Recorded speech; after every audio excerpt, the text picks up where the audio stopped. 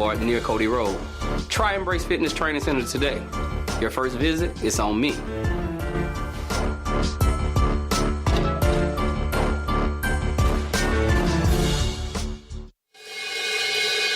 Princess Creative Productions can provide affordable and professional video services for small to mid-sized businesses. Our in-studio virtual set shoots start as low as $200. Let our expert get to work on your next video project.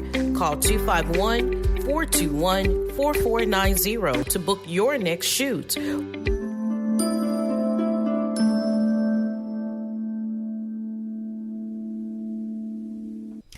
All right, so we're back on the Color Outside the Box podcast with your hostess, Princess Miller, and our special guest, Elder Latranza Burrell.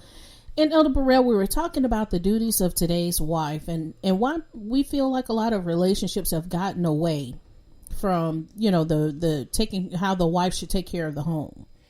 Well, I think it's because they're not being taught. Mm-hmm. The Bible tells us in Titus, I go refer back to that because that's, you know, it's important that the older women are supposed to teach the younger women. Mm-hmm. We don't come here knowing how to be wives. We don't come here knowing how to be mothers. We don't come here knowing how to take care of a household. Someone has to teach us that. And if you came from a household where that wasn't taught, then you don't know. Or you came from a household where that was taught and you're in rebellion and don't want to do what you saw grandmama do or mama do, then you in error. And I believe that's what that is so many young people don't want wise counsel. They don't want to take wise counsel. They don't want to follow anyone's instruction. They want to come up with their own blueprint when God has already designed a successful marriage and he tells us how to do it in his word. And I think, to me, in my opinion, that's what it is. And then me being an older woman, I'm nearly 52 years old, I'm sometimes reluctant to tell younger people things because they don't want to receive it. Mm-hmm. And and it's sad that it has to be that way these days because, you know, I still take counsel from women older than me. Mm-hmm. I take counsel from you, whether believe it or not.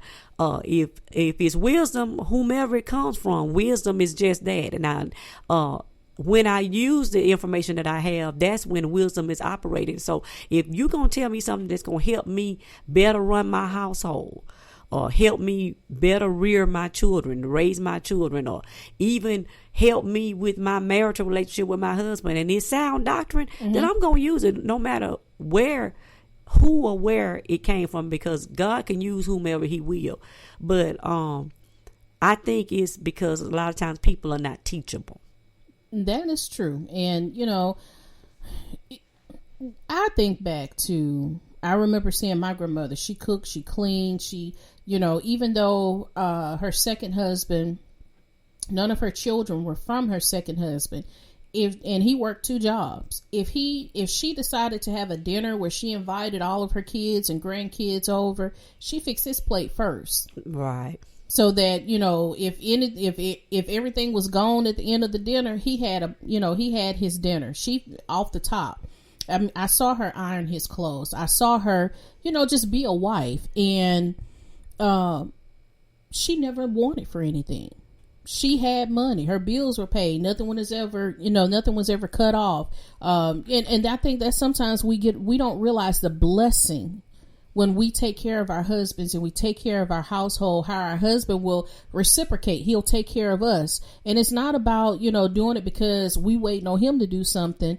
It's because it just makes the house much happier, and it flows much better when everybody is doing what they're supposed to do. It makes him do what he's supposed to do. I mean, Proverbs 31 talks about the fact that when he sits in the gate amongst his friends, you know, they talk about how blessed he is based on what he looked like when he out there. Why would you send your husband out with dirty clothes on, or wrinkle up clothes, or holes in his socks where people can see, you know, or dingy clothes, when all you got to do is take care of them? You know, that's so important.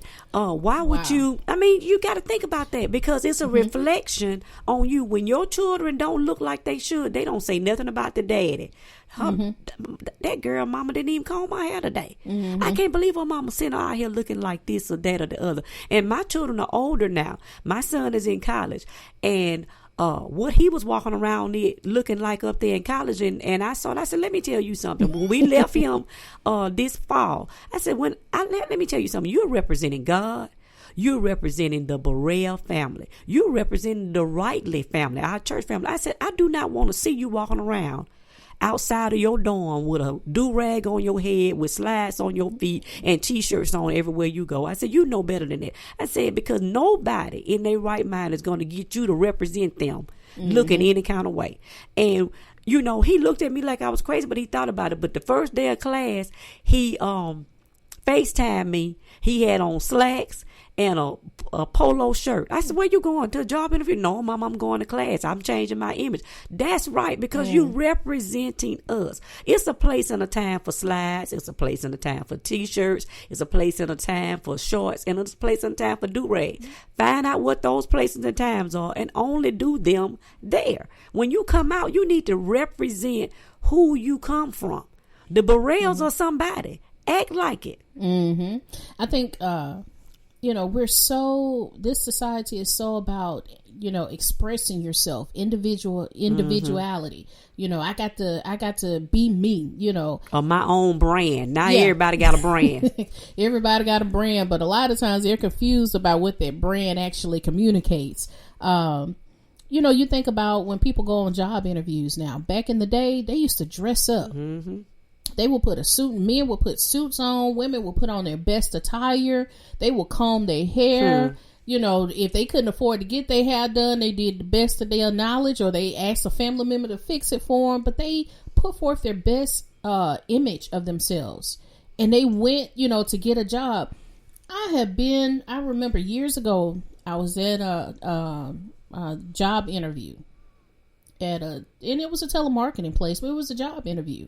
The girl showed up with her baby in the stroller, and she wasn't looking the part. Hair wasn't combed. And I was like, seriously? This is how you come to ask? You want them to hire you. You're going to tell them you're going to do the best job that you could do. You're going to give them the best work. And that's the way you come. Well, see, to get a job. That's the thing. Nobody's teaching them, because somebody saw that young lady before she left home. Somebody did. And nobody told her, baby, that's not what you do. Baby, you should put your best foot forward. I'm going to give you a story, a short one. When my son was 16 and he had a car and he was looking for a job, and the first interview he went on was Chick-fil-A. Well, so, of course, we done told him what you need to wear to a job interview. But instead of wearing slacks and a nice shirt with a tie, you ain't even got to put a jacket on. Just put a shirt and a tie on the slacks. He pulled out some seersucker slacks and put on a collarless T-shirt. It was a nice T-shirt, but it was a T-shirt. And I don't know if he had on tennis shoes. He probably had on his deck shoes or whatever. Well, he went to the job interview, but it was 3 other people there as well. It was a young lady there that had on a dress. There was another guy there that had on a suit with a tie. There was him, and y'all already heard what I said he had on. And somebody else had on slacks and a shirt. He said a slacks and a shirt and a jacket. Well, needless to say, he didn't get a second interview. And so when he came home, and, he was waiting on the call, and a couple of days had passed, and I said, well, you heard from the job? No, ma'am, I ain't heard from the job. No, ma'am, I ain't. I said, well, why don't you call them? Follow up and see. Have they hired somebody? And he did, and they told him that the position had been filled. And I said, now, what did you learn from that? And he said, well, I probably wore the wrong thing. I said, you did. I said, because even Chick-fil-A, although they don't wear suit and ties to work, want the best employees they can find. I said, and they were diligent enough to put their best foot forward to wear their Sunday best to get a job.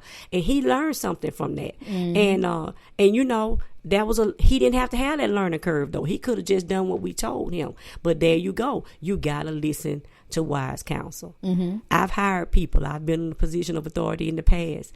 And if I had an application and every application looked exactly the same, then the next thing I'm looking at is, what do they present when they come to the interview? What type of language do they use? Is it Ebonics? Is it slang? Or do they use the King English? What did they wear? Because I got to find a way to weed and seed. I can't hire 5 people. I got 2 positions. So I got to figure out a way, how am I going to distinguish one against the other from the other? Then that's when what they presented to me when they showed up is what I strike 1, strike 2. Okay, they out, they go in the trash. That application went in the trash. I'm not saving it because you weren't worthy of me hiring you. And so somebody needs to tell people that. I mean, think about years ago when women went to the store, they dressed up. That's right. Go to the post office. You comb your hair. You put on some clean, iron clothes because you don't know who you're going to see. I was at Walmart just recently. Wow. And this young lady was in there in her pajamas. Probably with a bonnet on her head. No, but her hair wasn't combed either.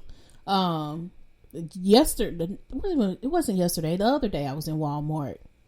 And the dad was in there with his son. Now, the son was dressed nice. But the dad had on his pajama pants. Wow. I was like... I will be so glad, and I say it all the time, when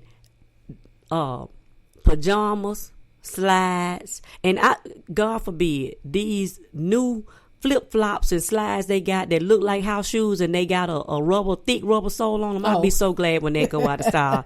It's like, Lord, they are making it easier for y'all to be walking around looking like y'all at home, like you in your bed clothes. I mean, what grown people want that to be the image that's portrayed for them? That can't be anybody trying to be successful, because anybody with any measure of success doesn't want those type of people representing their brand, whatever it is. Say that again. Any person of any place of authority don't want that type of person representing their brand, whether it be Walmart, whether it be a Fortune 500 company, whether it be my employer. Everybody wants the best person they can get to represent whatever it is they selling, whatever product it is, whatever service that they provide. And that's what they want. And just think about it from this aspect. If you were the owner of the company and somebody came to interview with you and they were dressed the way you were dressed, let's say you're getting ready to go to Walmart and you just hop out the bed and be like, I'm finna run in here and get some eggs and some milk and I'm coming on out. All right, so let's say you were the owner of the company and somebody came to interview with you and they had on what you have on currently. Would you hire them? No. Would you want them to represent your brand? No, I would not. So, it comes from teaching. I mean, the fact that you make your children do chores. Make your children wash their own clothes so they can know what it takes to keep clothes clean. Make your children iron their own clothes. Make your children clean their room. All of these things are important because one day they are going to leave. One day they are going to seek employment or want to go to college or trade school or whatever it is. And you want them to be gainfully employed, don't you? I want to raise children that's leaving home. Yes. And coming back to visit. And the training starts as early as 8 years old, just teaching them small things. And as they get older, me and my husband, last night we went to dinner and I was telling him, the conversation I had with Timothy because he's been away working out of town. And I was telling him, I told Timothy recently, we have 4 years. He's a freshman in high school. I said, son, we're about to be a little bit tougher on you and your responsibility is about to increase.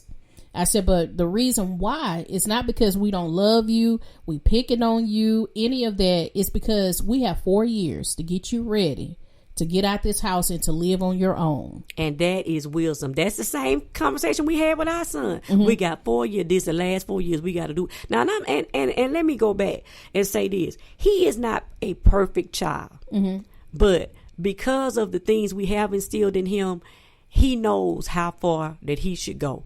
And we hadn't stopped parenting him because he's in college. We are still being a parent to him, because he's just 19 years old. He don't know everything, and he may make some mistakes. And if he does, we dare to support him back in line to where he can walk the straight and narrow path that we've shown him all his life. And that is so important. And when your child make a mistake, don't cover it up for them. Stop fixing stuff. And now he's at an age where, we ain't fixing everything anymore. Okay, what are you going to do about this?